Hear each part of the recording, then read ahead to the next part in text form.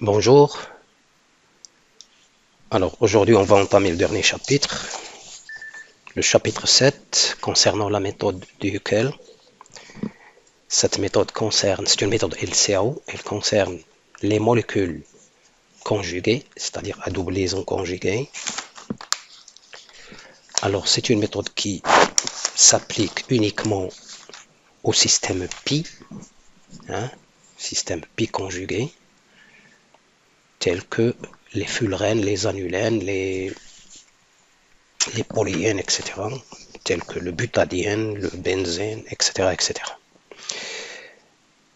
Alors, c'est une méthode LCAO, donc elle est basée sur un développement linéaire des orbitales moléculaires sur la base des orbitales atomiques P perpendiculaires à la surface de la molécule, étant donné que le système pi se développe uniquement entre les orbitales P, généralement on prend PZ1, les orbitales P qui sont perpendiculaires au plan de la molécule et qui assurent des liaisons sigma, des liaisons P, pardon.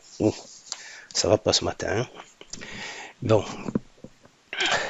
donc avant de commencer, on va essayer de parler un petit peu de ce que c'est une liaison sigma et une liaison P. Juste un petit rappel, là, je suis sûr que vous le connaissez, mais bon. Donc, les liaisons sigma, comme vous le savez, ce sont des liaisons obtenues par recouvrement axial des orbitales atomiques, telles que SS, dans ce schéma par exemple, NS, PZ, on prend généralement l'axe de la liaison comme axe de liaison, comme axe PZ, pardon, axe de la liaison comme axe PZ. Également, on a des systèmes où il y a interaction S-PZ comme ça, qui conduit, bien sûr, il y a les orbitales antiliantes, qui conduit également des sigma appelés sigma SZ. Bon. Comme vous le remarquez ici, une fois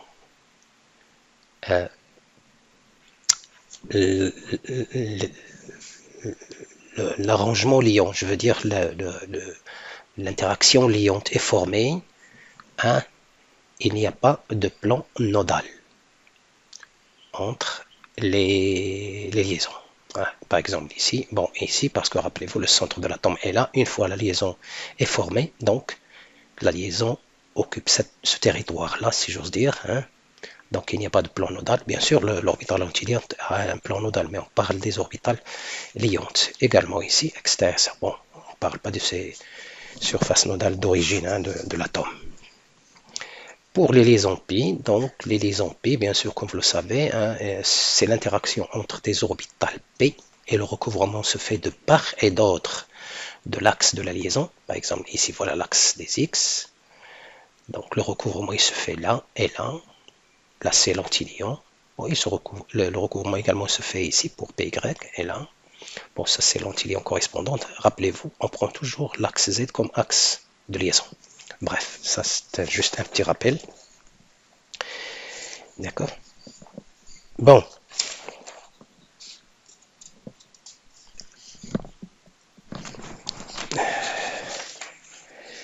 Comme exemple de liaison EPI, pardon, avant de parler de l'exemple, une petite comparaison énergétique entre les liaisons sigma et les liaisons pi, on montre facilement que le recouvrement pi est relativement fragile. Donc la liaison pi est relativement fragile par rapport à la liaison sigma.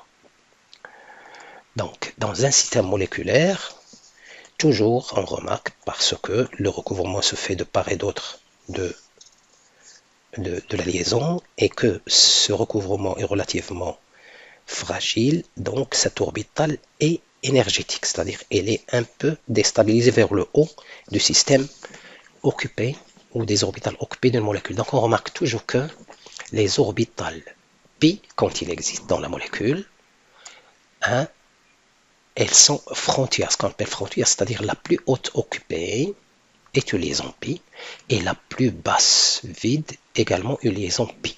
Bon, généralement c'est pi étoile, mais il a un caractère pi. Donc les orbitales P, comme on vient de le montrer, qui admettent des plans nodaux,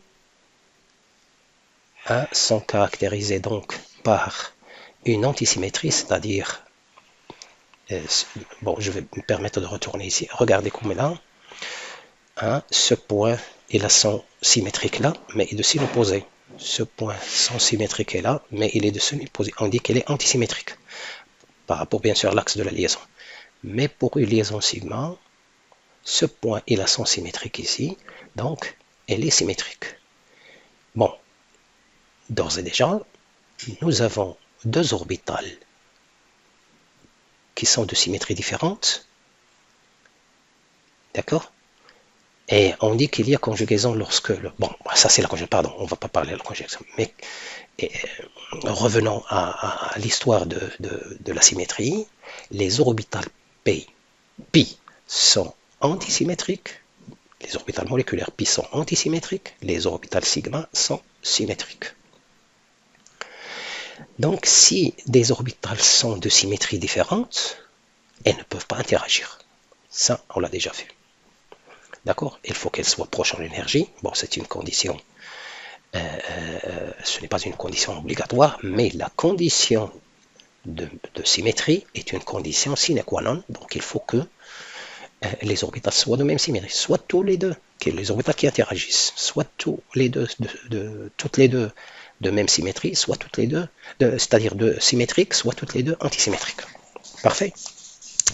Bon, comme exemple de système conjugué, parce qu'ici on parle de la conjugaison tout simplement c'est quand il y a une double liaison, c'est-à-dire sigma et pi, séparés par une liaison sigma, hein, simple. Bon, comme système conjugué, vous avez le butadiène, hein, le pyrrole, le fullerène, et ça c'est le graphène. Hein, donc partout, comme vous le remarquez, vous avez double, simple, double, simple, double, simple, double, simple. Donc ce sont des systèmes conjugués. Alors, la double liaison est très réactive, comme vous le savez. Bon, les liaisons P sont partiellement délocalisées, hein, dans les systèmes conjugués, puisque vous avez bon, je prends celle-là, vous avez une liaison une orbitale atomique PZ là, qui interagit avec cette orbitale PZ là. Donc pour former une liaison pi, vous pouvez poser une question, mais pourquoi il ne peut pas interagir avec celle-là? Elle peut, mais d'une façon très faible, parce que le système évolue vers là où il y a la densité maximale. Donc la meilleure façon d'avoir une densité maximale, c'est là et là. Mais là, il y a une petite densité, une petite délocalisation, c'est-à-dire une migration des électrons à travers la chaîne, hein, de la molécule, donc à travers le squelette moléculaire. Donc il y a une petite délocalisation, c'est ce qu'on appelle la résonance. D'accord? Bon, avant de passer directement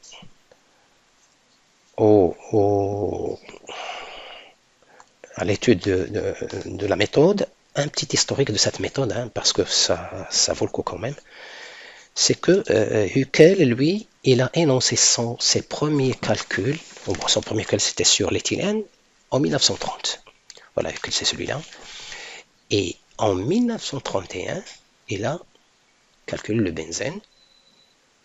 C'est quelque chose de génial, hein. Donc à cette époque, il n'y avait pas d'ordinateur, mais penser à appliquer une méthode, à appliquer la mécanique quantique à une molécule, c'est original. D'accord? Bon, et après, ça a été généralisé, hein, pour les polyènes.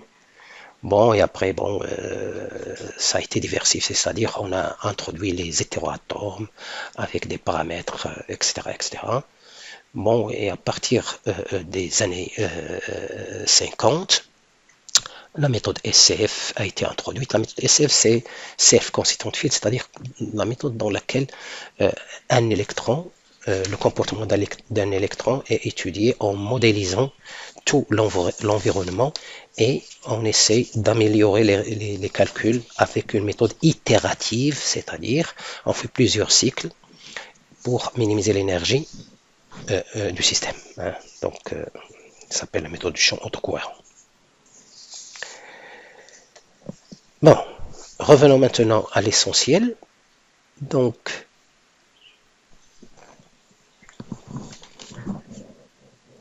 la méthode est appliquée au système pi, mais on vient de dire qu'il y a en même temps présence dans une molécule de système sigma, de liaison sigma et de liaison pi. Mais en même temps, on a dit que les orbitales pi sont antisymétriques et les orbitales sigma sont symétriques. Par conséquent, ils ne peuvent pas interagir entre elles. Et on peut étudier séparément le système sigma du système pi. Surtout, nous sommes intéressés maintenant au système pi. Donc, on va l'étudier tranquillement sans se soucier de la présence des électrons sigma parce que il n'y a pas d'interaction. Hein. C'est une approximation, bon, mais bon, elle est justifiée. D'accord? Bon. Quels sont les orbitales atomiques de base? Puisqu'on s'intéresse uniquement aux orbitales sigma, la méthode est une méthode LCAO, l'orbital phi est développée uniquement sur les orbitales p qui assurent les liaisons pi. Les orbitales p des atomes de la molécule, qui sont le siège de formation de liaisons pi entre atomes. Donc, puisque ça concerne les systèmes insaturés, c'est-à-dire où il y a des liaisons doubles. D'accord? L'OM donc est un développement linéaire sur la base des orbitales P et on prend l'axe PZ toujours perpendiculaire au plan de la molécule et on dit que l'orbital moléculaire est un développement linéaire sur les orbitales PZ. D'accord? Sur les orbitales PZ. Bon, n étant le nombre d'atomes impliqués dans le système PZ. Hein, les atomes qui possèdent des orbitales PZ, les seuls qui sont pris en compte, ou plutôt les seules orbitales qui sont prises en compte sont les orbitales PZ qui sont impliquées dans le système pi. Et conjuguées en même temps. Autrement dit, si un atome est tel que son orbital PZ n'est pas appliqué dans le système pi, il n'est pas pris en considération. Par exemple, un méthyle. Un méthyle, parfois, on le prend comme un hydrogène. Mais ça, on le fait avec précaution. Il y a certains calculs pour le méthyle qu'on pourrait l'assimiler autrement. Mais pour des calculs simples, on dit que il ne possède pas d'orbital PZ, donc il n'est pas concerné par la base prise pour développer les OM. D'accord? Alors, par exemple, les atomes concernés, pour l'éthylène, n égale à 2. Pour allyle, donc le radical allyle, C2H5 moins. Donc c'est C2H5 moins. Ça, oui, c'est C2H5 moins, c'est ça. Pour le butadiène, n égale à 4. Pour le benzène, n égale à 6. Pour le dédocatétraïenne, c'est C10H10. N égale à 10, etc., etc. Bon, j'espère ne pas me tromper au niveau des...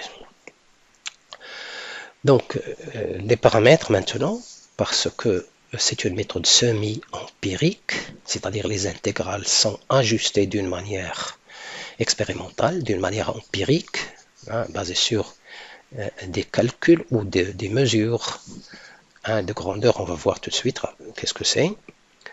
Donc, d'une manière générale, le système séculaire, c'est une méthode LCAO, donc le système séculaire, c'est celui-là. Et par exemple, H11, c'est PZ1, H, PZ1. Tout ça sont des paramètres. S1, ça c'est les prix égal à 0, 1. On verra après, c'est par exemple quand I est égal à G, c'est 1, et quand I est différent de G, c'est 0. Mais H de 1, donc les deux atomes sont directement liés. H de 1, c'est un paramètre, on verra après, on va l'appeler bêta, mais on verra après qu'est-ce que c'est. Bon, on verra que ce système se simplifie considérablement parce que la méthode est très très simple de point de vue prise en compte d'interaction. Voilà, donc on appellera HII qui est PZH PZI, donc HIJ PZI H PZJ et SIJ PZI PZJ. D'accord? Donc, ces intégrales sont ajustées empiriquement, comme je viens de le dire, empiriquement, c'est-à-dire expérimentalement. Hein, bon, et dépendent des natures des atomes et des liaisons en même temps. Bien sûr, des radicaux, etc. etc. Donc HI est appelé alpha I. C'est l'intégrale de Coulomb. Comme vous le remarquez, II, ça veut dire PZI, H, PZI. Il a un caractère atomique. D'accord? Par contre, si les atomes, bon, on va parler de HIJ, qui est de deux types. Si les atomes sont directement liés, bon, ici ils ne sont pas directement liés, on va après, qu'est-ce que c'est le cas où ils sont directement liés, on pose HIJ égale à 0. C'est pour cela que je vous ai dit que le système va être considérablement simplifié. Mais si elles sont directement liées, on va l'appeler bêta IJ. C'est l'intégrale de résonance. Rappelez-vous, nous avons des systèmes conjugués, c'est-à-dire I et J sont directement liés, sont adjacents. Si l'atome qui se trouve à deux pas de l'atome I, c'est-à-dire J plus 1, ce HIJ sera égal à 0. Hein? Donc les atomes directement liés, c'est l'intégrale de résonance, elle a une valeur, c'est bêta IJ. Bon, s'ils ne sont pas directement liés, c'est égal à 0. Alors, maintenant, étant donné que les recouvrements pi sont faibles, on néglige le produit. Bon, tout ça pour simplifier ce système, on néglige ce terme-là, non, celui-là, pardon, celui-là, SIJ, parce que SI égale à 1, mais S de 1 est très faible. D'accord? Alors, comme le recouvrement est faible, on néglige ESIJ devant HIJ, donc quand I est différent de J. Autrement dit, SIJ est égal à 0 quand I est différent de J, et SI est égal à 1 quand I est égal à J. Bon, parfait. Alors, bon, c'est une méthode semi-empirique, on va essayer de tout évaluer par rapport au carbone et la liaison carbone-carbone. Donc, l'intégrale de Coulomb, alpha C, tous les intégrales, par exemple s'il y a un oxygène, un azote, un phosphore, tout ça, vont être évalués par rapport à alpha du carbone, et on verra peut-être même en fonction de bêta du carbone. Et inversement, bêta du carbone, il pourrait être exprimé en fonction de, bêta d'un hétéroatome pourrait être exprimé en fonction de alpha du carbone et bêta carbone-carbone. Rappelez-vous que bêta concerne la liaison et alpha concerne l'atome. Donc alpha C serait égal à alpha, donc je répète, hein, toutes les intégrales dans le système pi seront exprimées en fonction de l'intégrale du carbone HII ou HCC, d'accord, HCC qui est égal à alpha C, et BCC qui est égal à bêta, bêta CC qui est égal à bêta. Les valeurs du carbone sont là, hein, d'accord? Et le reste, pour les hétéroatomes, on va l'exprimer en fonction de ça. C'est-à-dire, je prends le carbone, alpha C, on va l'appeler alpha, c'est cette valeur-là, bon, 11,22 électronvolts, et bêta CC, intégrale de résonance, moins 2,39 électronvolts. Bon, l'oxygène, un électron, on verra après qu'est-ce que c'est un oxygène à un électron, ou qu'est-ce que c'est un oxygène à 2 électrons. L'oxygène à un électron, son intégrale alpha, c'est alpha O, c'est alpha plus bêta. Maintenant, si cet oxygène est lié au carbone, hein, toujours l'oxygène a un électron, bêta CO est égal à bêta. Bon, le même que bêta CC. Bon, parfois on le prend différent, mais il n'y a pas encore de différence. L'oxygène a 2 électrons. Quand il participe dans le système pi avec 2 électrons, alpha O ce sera alpha plus 2 bêta, et bêta CO est égal à 0,8 bêta. Également, l'azote, il peut participer avec un électron ou 2 électrons. Quand il participe avec un électron, alpha n, c'est alpha n plus 0, c'est alpha, pardon, C, ou alpha plus 0,5 bêta, et bêta Cn égale à bêta. C'est la même chose ici. L'azote a 2 électrons, alpha n est égal à alpha C qui est alpha plus 1,5 bêta, et bêta Cn était 0,8 bêta, donc c'est la même chose que le carbone, seule la différence ici. Mais pour le bêta, c'est le même que l'oxygène. Le fluor, là, il est électronégatif, donc alpha, le fluor est égal à alpha plus 3 bêta, bêta CF 0,7 bêta, le chlore, alpha plus bêta, comme l'oxygène, et bêta CC 0,4 bêta. Rappelez-vous, l'oxygène, il est plus électronégatif que le chlore. Le brome, alpha, brome est égal à alpha plus 1, ainsi de suite. Bon, maintenant, qu'est-ce que c'est un oxygène? Un électron et un oxygène à 2 électrons. Alors, tout dépend de cet oxygène, comment il est hybridé. Regardez ici, si je prends l'oxygène de la fonction carbonyle ici, un aldéhyde ou une cétone, il est hybridé sp2. Donc, ça veut dire qu'il a un dédoublé comme ça. Donc, la région du chlore, si ces doublés étaient liants, cette région serait plane. Donc, il va avoir un oxygène perpendiculaire au plan. Donc, un électron perpendiculaire au plan. Donc, le premier électron des 2 électrons célibataires est engagé pour former la liaison sigma. Le deuxième, il reste ici pour assurer cette liaison pi. Donc, carbone doublement lié participe dans le système pi avec un seul électron. Hein? Par exemple, non, par contre, l'oxygène, qu'est-ce que j'ai dit? Je parle de l'oxygène. L'oxygène sp3, ça, sp3, il a une région tétraédrique, un environnement tétraédrique. Donc,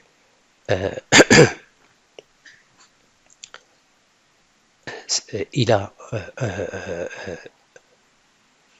son environnement tétraédrique, donc il a 2 électrons ici et 2 électrons là.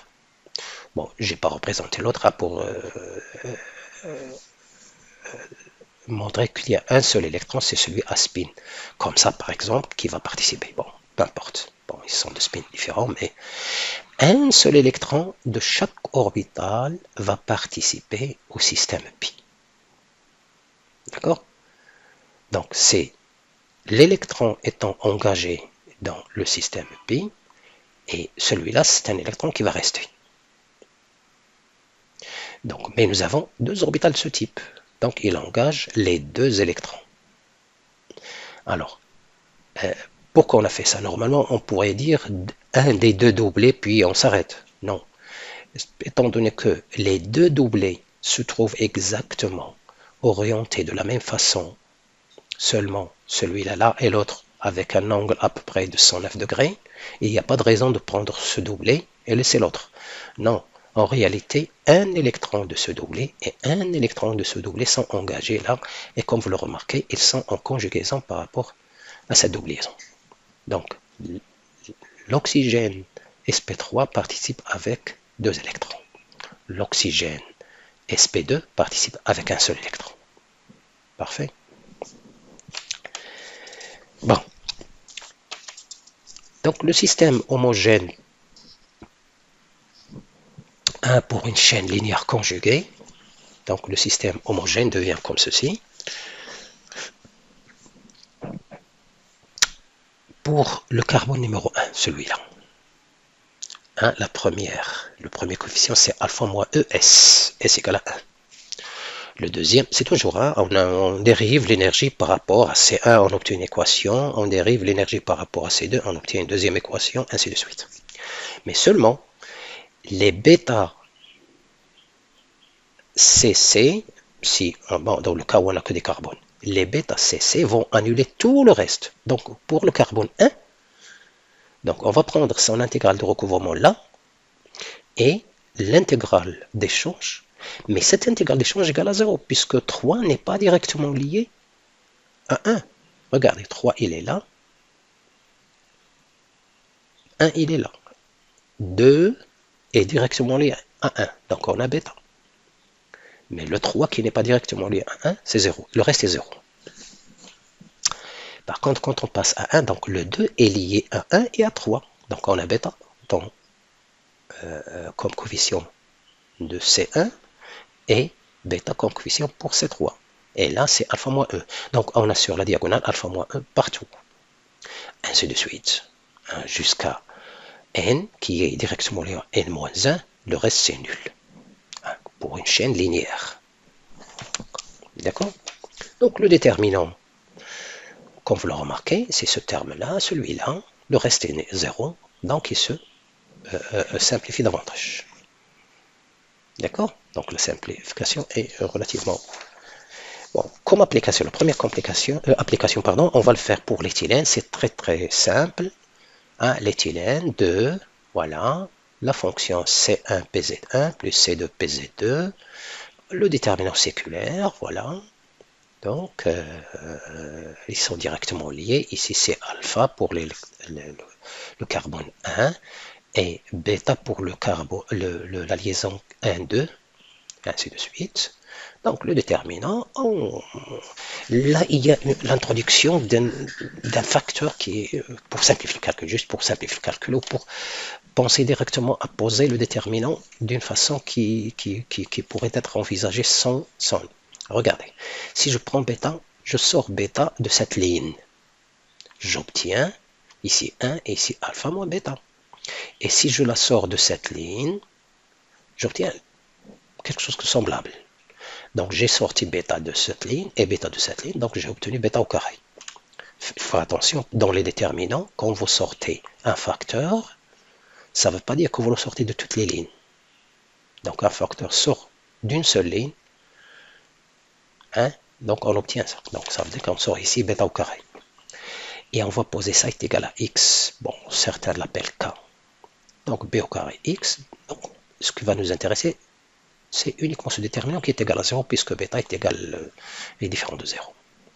Donc x est égal à alpha moins e sur bêta.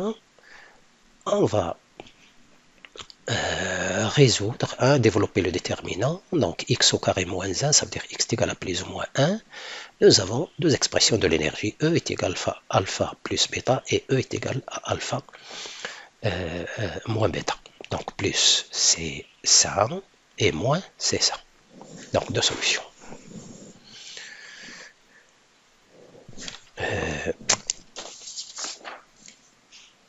Alors, les deux solutions vont nous conduire. Alors, on va prendre le premier cas, x est égal à moins 1, il correspond